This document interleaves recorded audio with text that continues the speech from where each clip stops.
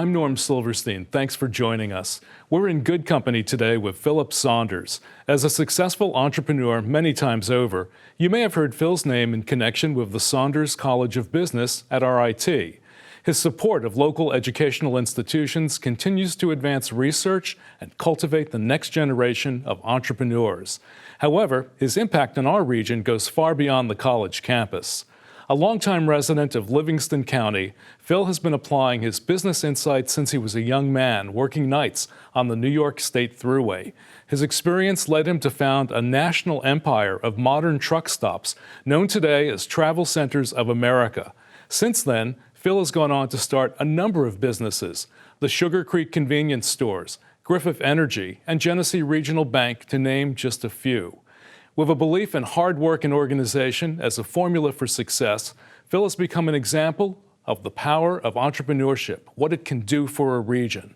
We are pleased to have him join us today and to hear his perspective. Phil, I mentioned a few of the companies that you founded or were involved in, but if I mentioned them all, I'd have to have a book. So when did you first realize you wanted to be an entrepreneur? I think of when I was very young. When I was growing up, in high school, I had a couple of paper routes. I started making skis and selling them. I lived down near Canisius Lake, so I would make water skis in the summertime. It was when water skiing was just starting to become popular, so I started making skis. Made that into a little business. And candidly, I think it was in my family. My great-grandfather ran a grocery store down in Driftwood, Pennsylvania, and my grandfather had a hardware in Olean, and then my father had a petroleum business here in Rochester called Independent Gas and Oil. So we've never known anything, I think, other than working for ourselves. Well, let's take a look at where all this began. You were born on Ambrose Street here in Rochester, but moved as a young man to Livingston County. Today, you could live anywhere. So what keeps you here? Well, that's a good question. Other than the fact that I have some deep roots here now. Back in the late 60s, I bought a farm in Livingston County, and that's really became a serious root for me. Actually, the down payment for it was given to me. My mother had committed suicide, and she left me like $20,000 in a will, and I used that as a down payment on it. My father, before he passed away in '72, came there and visited and trout fished with me. Mm-hmm. All my kids have grown up there, and my sister spent a lot of time there, and my brother. So it's really the only place in upstate New York that really has all of the Saunders roots left to it. And plus, I just like the region. That's why I'm here. Well, growing up, I understand most of your friends were farmers. You weren't a farmer, but you actually picked potatoes in the summer. Is that true, to earn a little cash? No, we used to pick potatoes in Livonia for 5 cents a bushel. But at lunch at the Wingate Farm, they'd take us in and give us a really big, actually a dinner. And we were so lazy we didn't want to pick potatoes in the afternoon, but we still went back and did it. But almost all my friends owned farms, and I'd spent a lot of time with them on their farms. So I almost became a farmer by accident, just spending time with all my friends that were farmers. And most of them, we played sports together, and so it was just a natural thing to hang around with them. But you learned something from them about the value of hard work, I understand. Well, that's for sure. And I think starting with potatoes and a nickel a bushel on your knees, but yes, I'd help them do chores in the morning, help them milk cows, help them do haying, and they worked really hard, but they built strong bodies, and because of that, we always had very good football teams in Livonia when I was there. Phil, I understand as a younger man you were quite an athlete.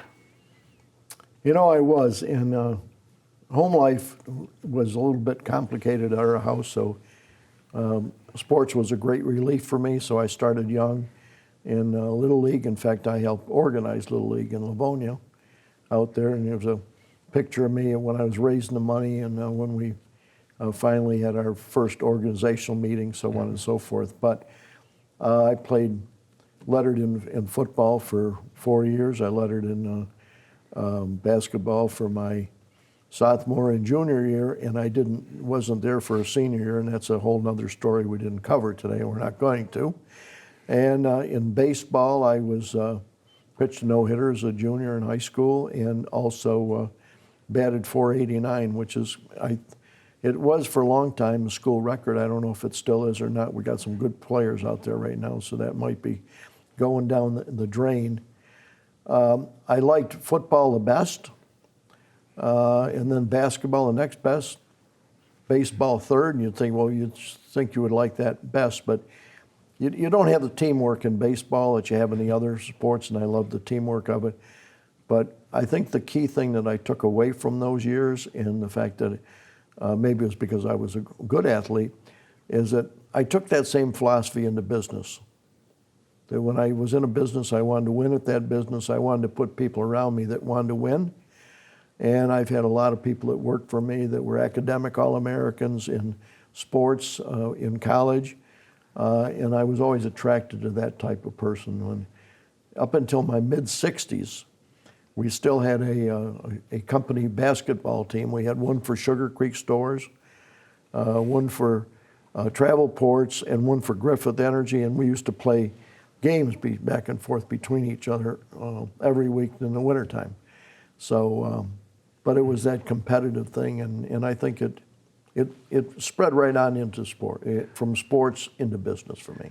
You attended Hobart College for a while, and then I understand that you were very good at math and accounting, but you didn't like some of the things like foreign languages, and eventually your father invited you to come back and work with him. Is that how you got your first interest in truck stops or gas stations? Well, yes. What actually happened is I was working on the New York State Thruway, and when I was at college, I had gotten married, and I was living in Seneca Falls, and I was working on a farm there for room and board, working on the New York State Thruway nights, and then going to college in the daytime. And candidly, it all added up to doing a bad job. Plus, I was learning foreign languages and about Catholicism and all kinds of things that I thought I went there to learn how to be a businessman, and I guess that came in the second and third year. So I had no interest in the place. So I was home for Thanksgiving, and my dad and two other gentlemen had started a small truck stop here in Rochester, New York, and they weren't doing very good with it. So I said, well, you know, I'm on the Thruway, and it just opened, and all these drivers tell me the things you need at a truck stop, and so I know quite a bit about it. And he says, well, if you know so much about it, why don't you come back and run this place for us? Well, you did a little more than run the place, didn't you?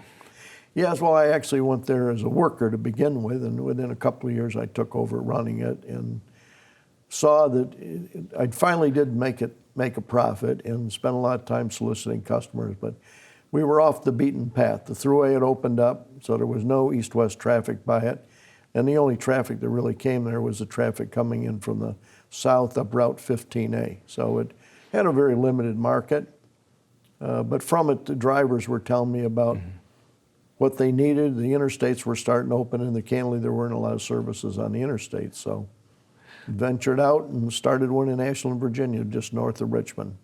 So how does one go from that one truck stop in upstate to a place in Virginia to what becomes eventually a national chain? Well, you know, I believe there's always a little luck attached to everything. And it was a time when the interstates were just opening up. The major oil companies knew that there was a market there, and they wanted to sell petroleum, but they weren't interested in getting into the complications of a truck stop. It was a little more sophisticated than a gas station, a lot bigger investment. So Gulf Oil came to me in Rochester, knew what we were doing here, and suggested, once I'd already picked out the site, that they would like to work with me, and they would do the financing. Only one little hook, I had to buy their petroleum, which was okay, but it was a little extra expensive than it would normally be if I could buy on the open market. But at the time, it was a good start. You still see those signs when you travel just about anywhere on an interstate. How does that make you feel? It makes me feel good, and they've done a good job with a company, and there's still a few people working there that worked for me, that makes me feel good also. And they're really the pride of the industry as far as I'm concerned. And they do a great job, high moral character, and run top-notch facilities. So this was really one of your first businesses that you started. You're still a young man. And then you go on to become what some people have said is a serial entrepreneur. I mean, when you look at the businesses you've founded or have been involved with, Sugar Creek convenience stores, Griffith Energy, so many others, how have you been able to identify all these opportunities throughout your career? Well, when I left Ryder, candidly, I had enough money. I was only 36 years old, and I thought I might want to just retire, and that lasted about 6 months. But I had understood the petroleum business, and as it got bigger, I got involved in distribution and buying and shipping stuff on the pipelines and pipeline terminals, so on and so forth. So it was a natural thing for me to get into the distribution side of it. So I acquired a very small company up here down near Warsaw in Pearl Creek, New York. I had like 4 trucks at the time, and we built it into, I believe, the biggest distributor in Northeast United States. We're doing well over 500 million gallons a year, and had about a fleet of about 300 trucks, so it grew quite a bit.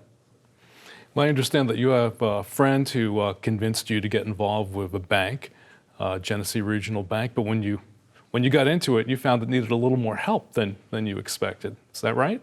Well, that's true. Actually, a friend of mine who'd been my lawyer in business since I started, and had always been great to me. So he calls me one day and says, I want you to do me a favor. He said, I want to buy this small little bank, but I need some help financially. You don't have to do anything. Just help me finance it. So I put in half the money, and we wound up buying this little bank called Linden Guarantee, which we then changed the name to Genesee Regional Bank. But within a couple of years, sitting on the sidelines, the bank got into some pretty bad problems with the Office of the Control of the Currency, OCC, and they were literally going to shut it down. So I had to step in with some more money, loaned my friend who started it some more money so that he could still be an equal partner, and took over the chairmanship and brought in a new management team. And we've made a pretty nice bank out of it. And I understand it's pretty committed to funding things in the region. That would be the first choice. Absolutely. And we like to fund mid-sized businesses, small businesses, entrepreneurial type businesses, and which I understand. And I like doing it. I like helping young businesses grow, and I know enough about the finances of them and reading the balance sheet and things like this that I also think I can contribute, not only loan money, but I think I can contribute to their success. I know I'm only scratching the surface with companies and organizations you've been involved with. Any guess about how many jobs you've saved or created in the region over the years? Gee, I don't know, but between TA and truck stop, we had a few thousand people in total working for us, and I've had a lot of great people work for me, and a few of them I've made into millionaires, which I also like that side of what I've accomplished in my life. I still see a lot of them, and they were loyal employees, and a lot of them became great friends, and makes me feel really good. Well, in addition to creating some millionaires, you also gave some money away. I understand about $18 million to RIT to help found the Saunders College of Business and to pay for scholarships. What did you see in RIT that attracted you? Well, as I had told a lot of people, when I first had the truck stop out on Jefferson Road, we used to use a lot of our nighttime and part-time employees I hired from RIT. And they were always great workers, and they were very practical people. These were people that you could tell when they got out of college were going to go work. If they had to start cleaning the garbage cans in a place of business, that's what they were going to do, but they were going to get ahead. And so I was always impressed with the type of student that they had there. And their work programs helped that, I think, an awful lot. So when Al Simone asked me to get involved in the business school, which is right up my alley. I bid on that pretty quickly, and I've really liked it. I've enjoyed the whole experience. I go there and I do talk to the students some. I've watched it grow. We're coming up the ranks as far as our ratings go nationally. So I'm really proud of it and proud of what the people at RIT are doing with it. They're really doing a good job. Well, we did a little research, and we understand that when you visit your College of Business, you're treated like a rock star. So how does that make you feel? You know, I'm a pretty modest person, so it usually embarrasses me a little bit. And at times I think it's a con job that they've set them up to do that, but I don't think they do, really. Well, I don't think they do either. You were also very generous to the University of Rochester Medical Center. $10 million, I believe, at one time, and more before that. What made you decide to get involved with URMC? Well, I would say Joel Seligman had a lot to do with it, but I've always had a soft spot for the University of Rochester and a strong. My dad went through a couple of bad years of being treated for cancer there. They did a good job for him before he passed away in 1972, and that was the first donations I made to University of Rochester Strong was in 1972. So my string of giving to them really started back in the 70s, and then the opportunity to name this building, which was a research building, which sort of tied into what I was already doing with them there. So it came along, and I put up the money for it and feel really good about it. Do you ever talk to other philanthropists? I understand you're friends with Tom Golisano, about places that deserve support where you feel like you can really make a difference? You know, I do, and at times I've had a few people say, well, you know, I give a lot of money too, but I don't want to, I keep it very quiet. And they say, why don't you do it that way? And I said, you know, I think doing it and letting people know that you're doing puts peer pressure on other people. And quite often some of the people that say they give away a lot of money, but they don't want anybody to know about it, I don't know if they're really even telling me the truth if they're giving away any money. But I think the peer pressure of it is important to get other people to follow the lead of other people in our community. And I would say Tom is one of the greatest at that thing. I mean, I think he's even influenced me in my giving. I think he's influenced a lot of people. I think he has too. Well, I've heard that you've set some examples of what people can do at different ages. When you were 73, you paddled the Yukon on a fundraising trip. That was for special needs, autism. Yes, and it was a contest. We were competing against boats from all over the world. I think we were the only non-professional team in the race. Came in fourth, I understand. Well, I think third. Some people say fourth because the first place was two guys in kayaks that were running as a team, and they had two kayaks. So they were saying that's first and second. We were always saying, no, you were a team. You were first. So at any rate, they were in a kayak. We were in a 5-man canoe that weighed about 450 pounds. So they definitely had an advantage and a speed advantage against us. But we still finished third. It was a great experience. And I don't know if I'm ready to do it again, but I do some other guide boat racing in the Adirondacks in the summertime. Haven't done it for 2 years, and I don't know if I'm done for good or not. Well, doesn't seem like you are, but you'll have to keep us posted on what you're doing next. You know, I know that in business, getting back to business for a moment, it's often said that you have to experience a failure or two before you get to your successes. Did you ever have that experience where something didn't quite work out the way you had hoped? You know, I really never have. I think I came close in the trucking business one time. When I had the truck stop business, I also had a lot of spare time in the facility at night when we weren't using it. Had fuel pumps and everything.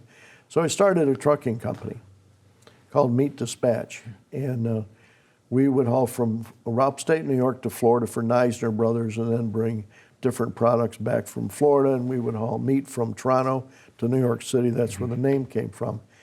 And really struggled with it, but did make it profitable, but it was close, and a lot of it, and not trying to throw any stones at the state of New York, but it was almost impossible in that era for a trucking company domiciled in New York State to really make money because of the workman's comp laws, the sales tax on the trucks, which no other states didn't charge sales tax to over-the-road equipment. But it was close. But I got out of it and sold it and made a little profit. I understand you have some thoughts about what the elected officials and the state could be doing to encourage more entrepreneurship and to promote business. Well, one, this is a state that I think we need good entrepreneurs. And we've certainly bred a lot of them here in Rochester, New York. But we're doing so many things with our taxation that we really taking that high wage earner, who are the people that are starting businesses, we're pushing them out of the state. And I mean, I go to Florida. Everybody says, "Are you a Florida resident yet?" I said, "No, I'm not, and I don't think I ever will." But I've got several of my friends who were entrepreneurs in New York State that aren't here anymore.